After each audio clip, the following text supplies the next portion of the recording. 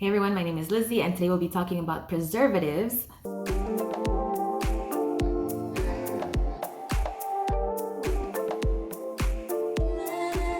Why are we talking about preservatives? It's because I tried to make alcohol from Coke.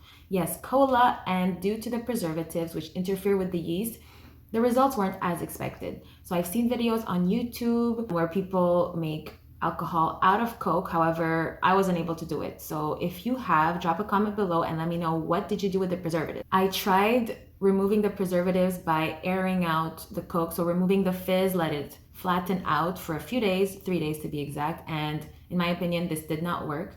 So I started my wash about 13 days ago, and now, almost 2 weeks later, the gravity did change. So I believe there's a little bit of alcohol, but it doesn't smell. Usually you should have a little aroma of alcohol, especially 2 weeks in. Some washes finish after 3 days.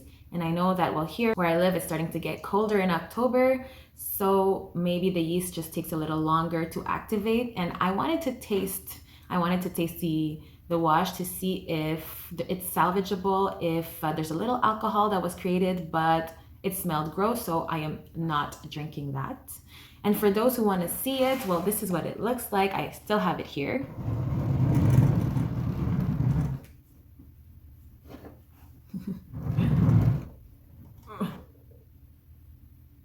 It looks gross. There's a little rim on top of it. And I have drank gross stuff before, as in I did a wash that was stuck. It was too acid, so I added baking soda in it, and I tried it with the baking soda and it was disgusting. So trying to avoid disgusting alcohol in the future. In my opinion, if it's not good, there's no way to fix it. There's not enough flavor that you can add in it that it gets fixed, so I just throw it away. For those people who try to fix it as much as possible, good on you, really commend you on that. And let me know in the comments below, are you more of a thrower or just try everything to do to fix this creation?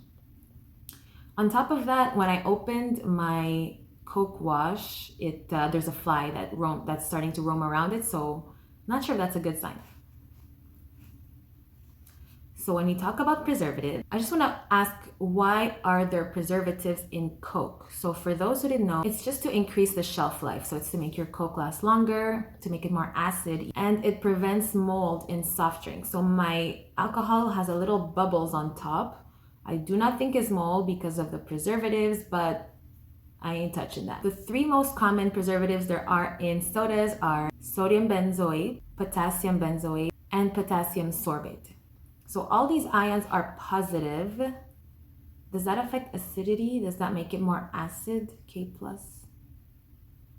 I believe so. My chemistry classes were a long time ago, but I believe if there's a plus, like this would be K+ for potassium and Na+ for sodium. And when there's plus signs, this makes your liquid more acid. And if there's minus sign, it makes it more basic. I will do some research on this as well. Okay, so turns out that the only thing that can influence pH is hydrogen ions, so H+ ions.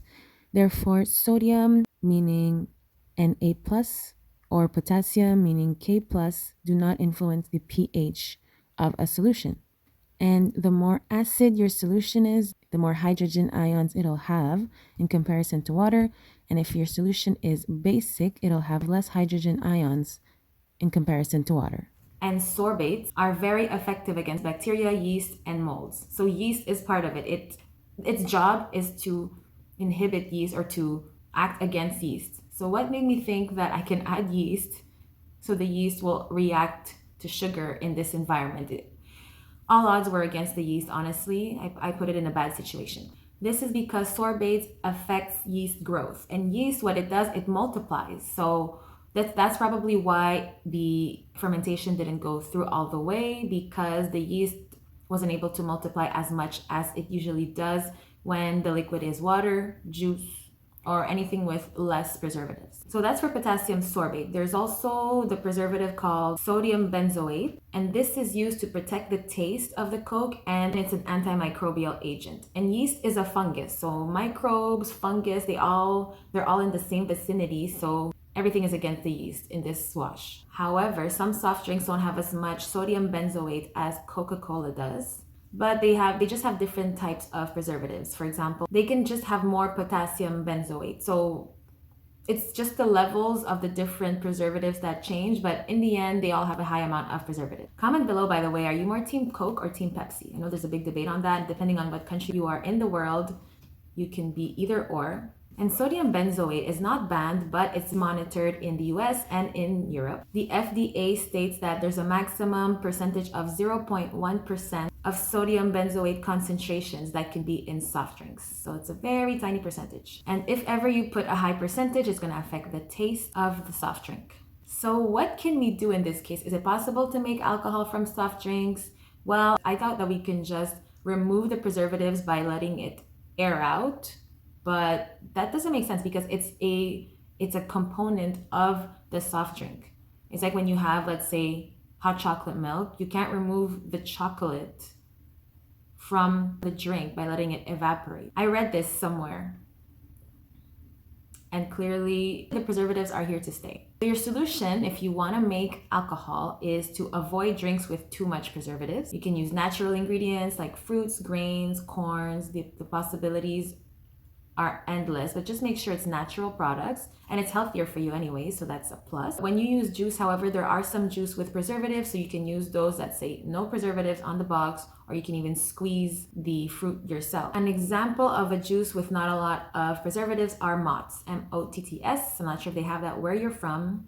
However, drop a comment below if you know if there's a way out there to remove preservatives from juice or from soft drinks. I would really be curious to know about that. And if ever you need guidance on how to make alcohol from scratch, you can always book a class. The link is in the description below. And if you found this video valuable, share with a friend. Don't forget to like and subscribe. I'll see you in the next one.